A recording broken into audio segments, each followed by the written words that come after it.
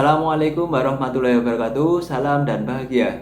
Perkenalkan, kami dari kelompok 2 pada kelas 6F akan mempresentasikan hasil kerja kelompok kami mengenai sikap guru. Adapun anggota dari kelompok kami yaitu 1 Yuni Lestari NIM 2018 015 344. Yang kedua, saya sendiri NIM 2018 015 364. Yang ketiga, Diah Kisti Nurjanah NIM 2019 015 329. Yang keempat, Resti Yulianti NIM 2019 015 346. Yang kelima, Surya Budi Pradana NIM 2019 015 352. Yang terakhir atau yang keenam, Nurrohmah Handayani NIM 2019 015 356. Yang selanjutnya yaitu definisi guru. Guru dalam istilah tradisional merupakan penggabungan dari dua kata yaitu digugu dan ditiru. Yang dalam makna bahasa Indonesia, guru didengar, diikuti dan ditaati serta dicontoh. Dalam pemaknaan modern, guru merupakan sosok yang berfungsi sebagai pendidik. Menurut A. Sudiarjo pada tahun 2014 pada halaman 178, beliau mengungkapkan yaitu guru merupakan manusia yang memiliki tabiat keguruan secara sungguh-sungguh dalam bersikap atau mengemong, penuh dedikasi dan tidak sekedar menjadi pengajar di sekolah. Menurut pendapat Sudiarjo tersebut condong merupakan pengertian guru secara tradisional.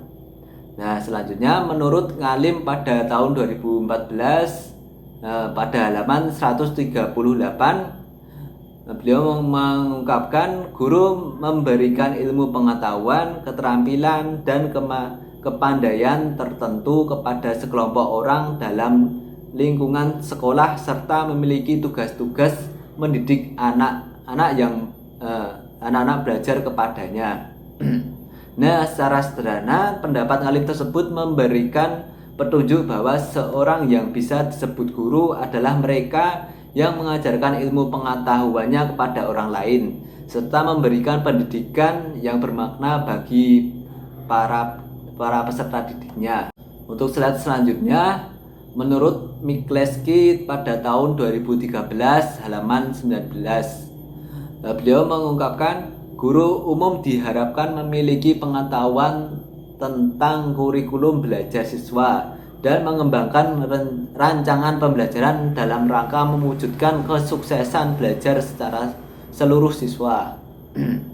Nah, untuk pendapat MC Liski tersebut secara spesifik mengungkapkan bahwa guru merupakan seorang yang memiliki pengetahuan mengenai kurikulum anak serta memiliki harapan untuk mengembangkan potensi yang dimiliki anak didik tersebut untuk yang bertujuan untuk meraih kesuksesan. Nah, untuk pengertian guru kelas sendiri, guru kelas merupakan sosok yang bertugas mendidik anak melalui proses pembelajaran di dalam kelas. Guru kelas bertanggung jawab mewujudkan potensi yang dimiliki anak didiknya. Guru kelas yang memiliki anak berkebutuhan khusus di sekolah inklusif memiliki tugas tambahan yang berbeda dengan guru kelas pada umumnya. Tugas tambahan bagi guru kelas di sekolah inklusif yaitu dalam memenuhan kebutuhan berkaitan pelaksanaan pembelajaran bagi anak berkebutuhan khusus. Baik, selanjutnya saya akan melanjutkan untuk menyampaikan materi tentang sikap. Definisi sikap. Menurut Ruston, Linker, dan Charles Osgood, sikap terhadap objek adalah perasaan mendukung atau memihak maupun perasaan tidak mendukung atau tidak memihak pada objek sikap tertentu. Dalam Syaifuddin tahun 2010 halaman 5. Yang kedua, menurut Lapierre, Clave, Bugardus, Mead, dalam Syaifuddin tahun 2015 halaman 5, yang beranggapan sikap merupakan suatu pola perilaku, tendensi, atau kesiapan antisipatif predisposisi untuk menyesuaikan diri dalam situasi sosial. Kemudian yang ketiga, menurut Sikord dan Beckman, mendefinisikan sikap sebagai keteraturan tertentu dalam hal pemikiran atau kognisi, perasaan atau afeksi, dan kecenderungan tindakan atau psikomotorik seseorang terhadap suatu aspek di lingkungan sekitarnya. Dalam Saifuddin tahun 2015 halaman 5. Struktur sikap ini dibedakan menjadi 3 komponen. Yang pertama yaitu komponen kognitif, yang kedua komponen afektif, yang ketiga komponen psikomotorik. Yang pertama yaitu komponen kognitif sebagai sebuah keyakinan, pengetahuan, pandangan, serta persepsi seseorang terhadap objek sikap. Yang kedua, komponen afektif berkaitan dengan perasaan seseorang terhadap sesuatu atau berkaitan dengan perasaan senang dan tidak senang. Yang ketiga yaitu komponen psikomotorik. Dalam struktur sikap menunjukkan bagaimana kecenderungan berperilaku seseorang terhadap suatu objek sikap. Pembentukan dan perubahan sikap ini dibedakan menjadi 2 faktor. Yang pertama itu ada faktor internal dan yang kedua ada faktor eksternal. Faktor internal merupakan faktor dari dalam diri seseorang, dapat berupa emosi, pengalaman, dan lain-lain. Kemudian yang kedua, faktor eksternal merupakan faktor yang berasal dari luar diri seorang individu, dapat berupa pengaruh dari orang lain yang dianggap penting. Kemudian ada lagi terkait pengaruh kebudayaan, media massa, dan institusi agama atau lembaga pendidikan. Karakteristik sikap. Karakteristik sikap ini dikelompokkan menjadi 5 bagian. Yang pertama yaitu sikap memiliki arah positif dan arah negatif. Yang kedua, memiliki intensitas. Intensitas merupakan kekuatan yang mendukung suatu sikap atau pendapat. Yang ketiga, memiliki keluasan, artinya kesetujuan dan ketidaksetujuan suatu objek bisa ditanggapi individu satu dengan individu lainnya yang berbeda. Yang keempat yaitu ada spontanitas, yakni seberapa jauh kesiapan individu dalam mengungkapkan sikapnya secara spontan. Yang kelima yaitu memiliki konsistensi sikap yang dibuktikan oleh kesesuaian sikap dalam waktu jangka yang panjang. Materi berikutnya akan dijelaskan oleh Mbak Diah. Kepada Mbak Diah saya persilahkan. Terima kasih atas waktu yang telah diberikan. Selanjutnya saya akan melanjutkan materi sikap guru pria dan guru wanita. Sikap guru pria dan wanita menurut beberapa ahli dibedakan dan dianalisis menggunakan konsep gender sebagai metode berpikirnya.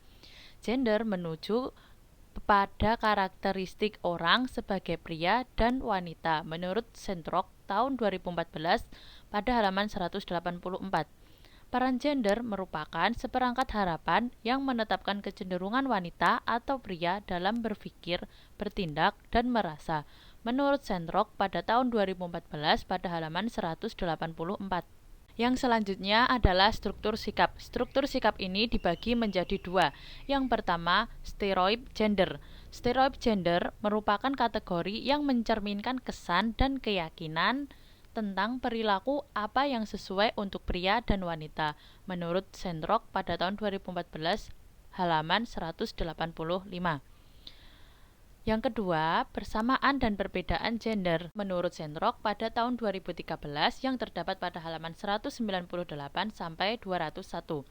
Membagi keberadaan perbedaan ataupun persamaan tersebut berdasarkan penampilan fisik, keahlian matematika dan sains, kemampuan verbal, pencapaian pendidikan, keahlian, hubungan, agresi, dan regulasi diri. Yang selanjutnya mengenai aspek sikap. Aspek sikap ini terbagi menjadi 3 bagian. Yang pertama, aspek kognitif.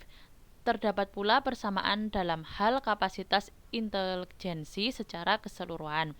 Gender tidak berpengaruh besar terhadap kapasitas intelijensi seseorang, namun tetap terdapat perbedaan dalam beberapa daerah kognitif seperti matematika dan kemampuan verbal menurut Sentrock pada tahun 2014 yang terdapat di halaman 186. Yang kedua, aspek afektif. Ada perbedaan orientasi hubungan sosial antara pria dan wanita. Menurut Gilingan dalam Filipino tahun 2012, halaman 2, mengatakan wanita dewasa mampu mencapai tahap keseimbangan antara kepedulian pada orang lain dan kepedulian pada dirinya sendiri.